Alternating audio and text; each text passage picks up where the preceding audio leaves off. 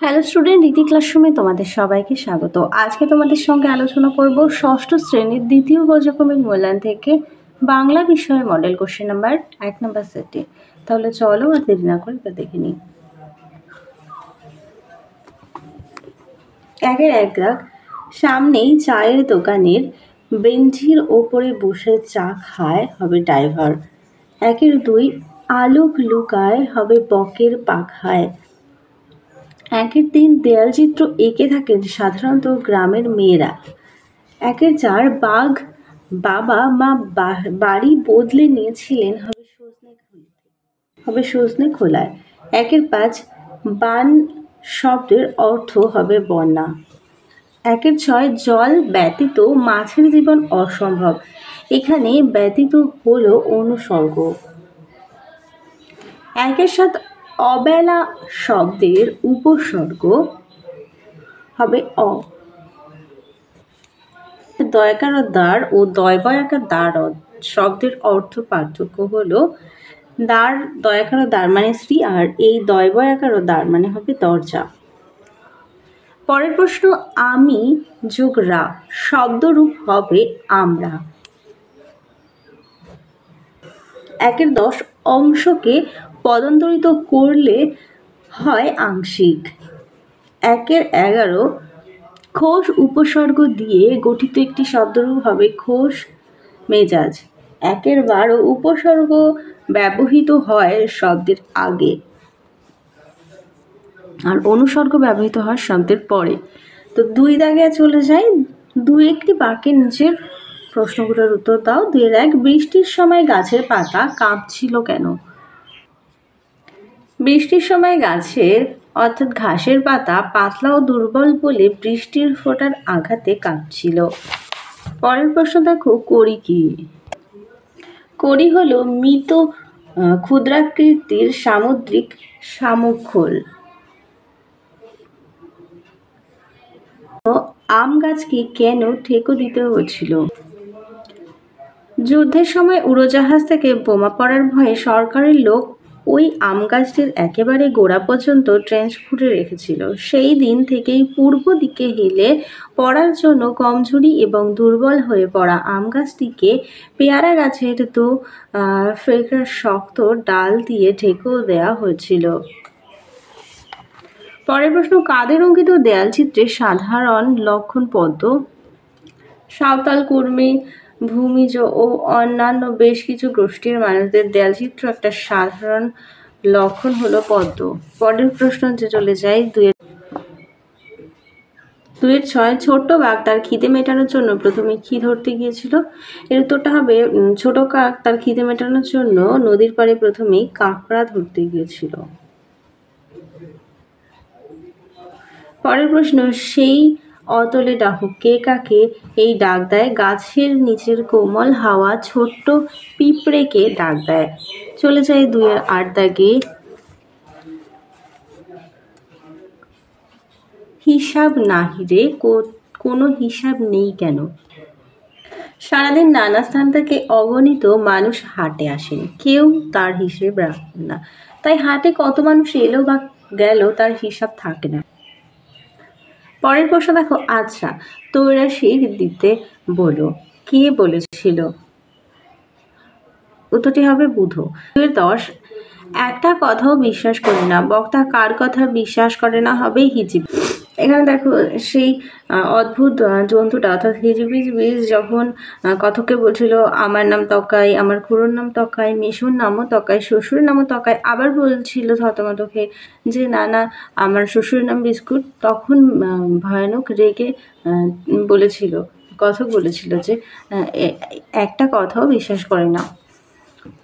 পরের প্রশ্ন দেখো, ফের টাক টাক বলছিস দাঁড়া, কে বলেছিল? এটা বুড়ো বলেছিল। 2-12, তুমি এমন সাংঘাতিক রকম হাসছো কেন? কে সাংঘাতিক রকম হাসছিল? এটাও হিজিবিজিবিজ হবে, যে কথক গিয়ে দেখেছিল যে একটা অদ্ভুত জন্তু সাংঘাতিকভাবে হাসছে। তো চলে যাই 3 দাগের সংক্ষিপ্ত উত্তর দাও। 2-1, বাস। 3-1 দাগে আছে, বাস ডিপোয় অপেক্ষমান যাত্রীদের কবি কিভাবে পাঠ্যাংশে ধরা পড়েছে? সাহিত্যিক সুভাষ মুখোপাধ্যায়ের মৌসুমের দিনে নামক রচনায় বাস ডিপোর ব্যস্ত ছবি ধরা পড়েছে। ছোট মফস্বল শহর, যাত্রীরা নানা স্থানে নানা উদ্দেশ্যে যাত্রা করবেন, তাই তার বাসা ডিপোর বাস ধরবার জন্য উপস্থিত হয়েছিল। বাসের ভেতরে নিজের নিজের স্থানে জিনিসপত্র রেখে অনেকেই বাসের বাইরে এসে দাঁড়িয়েছে। সামনে চায়ের দোকানে বেঞ্চের ওপর বসে ড্রাইভার চা পান করছে, সেই দিকে নজর রেখে যাত্রীর দল কাছে কাছেই থাকে। গরমের সময় তাদের গায়ে হাওয়া লাগার তার শীতের রোদ পোহায়। বাসের কন্ডাক্টর আর ক্লিনার ধরাধরি করে ছাদে মালপত্র তোলে। এমনই ব্যস্ত এক বাস ডিপোর ছবি এঁকেছেন লেখক। পরের প্রশ্ন দেখো, মাটির দেয়াল চিত্রগুলো সাধারণত কোন কোন উৎসবে আঁকা হয় আর দুধে মাটির উপর কিভাবে চিত্রণ করা হয়? মাটির দেয়াল চিত্রগুলো সাধারণত আশ্বিন মাসের দুর্গাপুজো, কার্তিকের অমাবস্যা, দীপাবলি এই দুটো উৎসবেই আঁকা হয়। দুধে মাটি আসলে হালকা রঙের বেলে মাটি। অত্যন্ত মিশ্রণভাবে নিকানো দেয়ালে এই মাটির গোলা দিয়ে নাতা দেওয়া হয়। এই মাটির রং হালকা হলদে ও সাদাটে। দেয়ালে নাতা দেওয়ার পরে মাটির প্রলেপটি ভিজে থাকতে থাকতেই তার ওপর হাতের আঙুলের ডগা দিয়ে দাগ টেনে ছবি এঁকে দেওয়া হয়। এইভাবেই দুধে মাটির ওপর চিত্রণ করা হয়। 3 তুই করবি বাগান। বাগান করার প্রস্তাব কার ছিল আর বাবা কেন এমন মন্তব্য করেন? প্রথমটি হবে বাগান করার প্রস্তাব কার ছিল, এটা হবে গোপাল। আর তার বাবা কেন এমন মন্তব্য করেছিল এখান থেকে দেখো।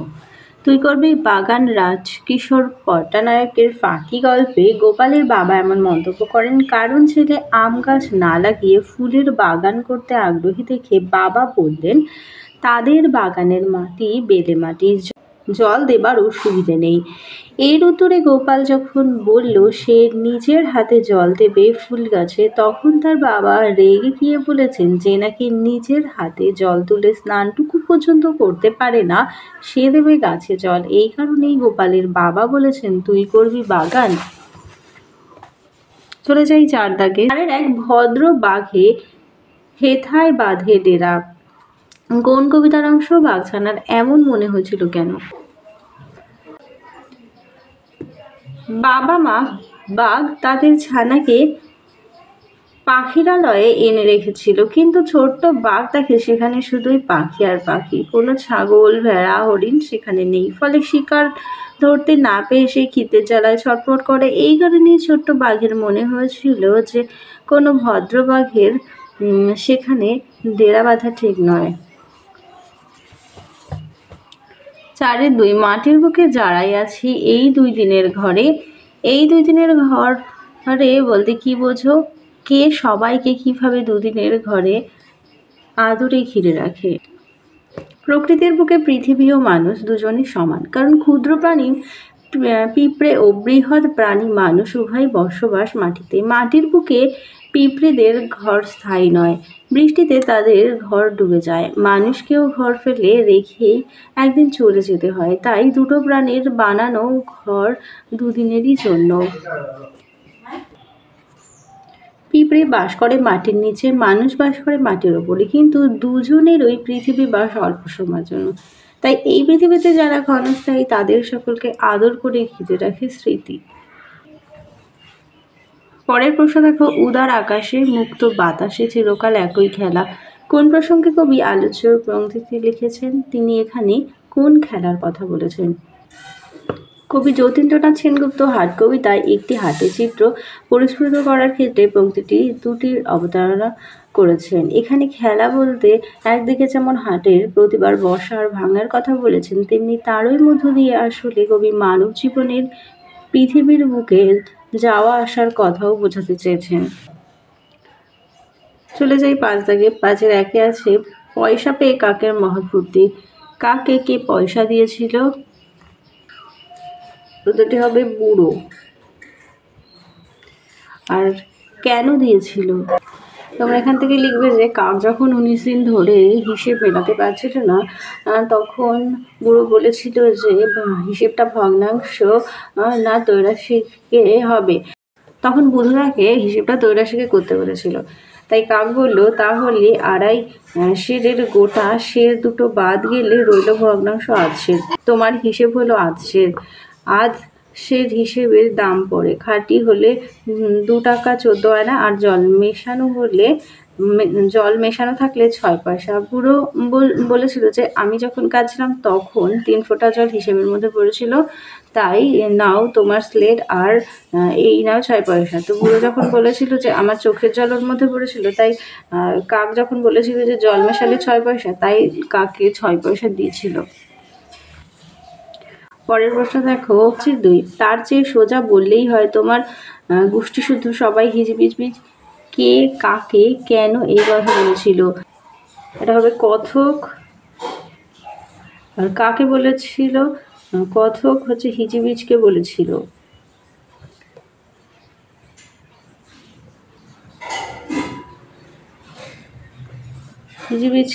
হিজিবিজকে বলেছিল। আর কেন বলেছিল দেখাচ্ছি। কথক যখন ওই জন্তুটার নাম জানতে চেয়েছিল, তখন সে খানিকক্ষণ ভেবে বলেছিল, আমার নাম হিজিবিজবিজ, আমার ভাইয়ের নাম হিজিবিজবিজ, আমার বাবার নাম হিজিবিজবিজ, আমার পিসের নাম হিজিবিজবিজ।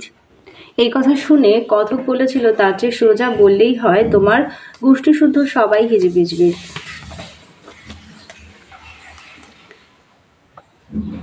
5-3 শেষটায় বুড়ো হয়ে মরি আর কি। কে বলেছিল? আর বুড়ো না হওয়ার জন্য বক্তা কি করে? এটা কে বলেছিল? শেষটায় বুড়ো হয়ে মরি আর কি। এ কথাটি দেখো বুড়ো বলেছিল। বুড়ো বলল, তা নয় তো কেবলই বেড়ে চলবে নাকি? তাহলেই তো গেছি। কোনো দিন দেখবে বয়স বাড়তে বাড়তে একেবারে 60-70-80 বছর পার হয়ে গেছে। শেষটা বুড়ো হয়ে মরি আর কি। তাহলে এই কথাটি বুড়ো বলেছিল। এবং বুড়ো এই যে কথাটি বলেছিল, বুড়ো না হওয়ার জন্য বক্তা কী করে? বুড়োদের দেশে বয়স 40 হলেই তা ঘুরিয়ে দেওয়া হয়। তখন বয়স 39, 48, 37 এভাবে নামতে থাকে। তারপর 10 পর্যন্ত নামলে তা আবার বাড়তে থাকে। এরপরে দেখো বিশেষ্য এবং কোনটি বিশেষণ চিহ্নিত করো। প্রথমেই দেখো আছে অন্তর, এটা হবে বিশেষ্য। আর ঐশ্বরিক, এটা হবে বিশেষণ। পরেরটা দেখো দিয়েছে প্রদত্ত শব্দ যুগলের অর্থ লেখো। মতি, মতহসি, মতি মানে মনের ইচ্ছা। আর ময়কাতয়সী, এই মতি মানে হচ্ছে মুক্তা। এবার বাক্য রচনা চাইলে তোমরা বাক্য রচনা মন থেকে নেবে। তাহলে চলো তোমাদের 1 নম্বর মডেল সেটটি সমাধান করে দিলাম। ভিডিওটা ভালো লাগলে অবশ্যই লাইক করো। আবার দেখা হচ্ছে পরবর্তী আরেকটি ভিডিওতে।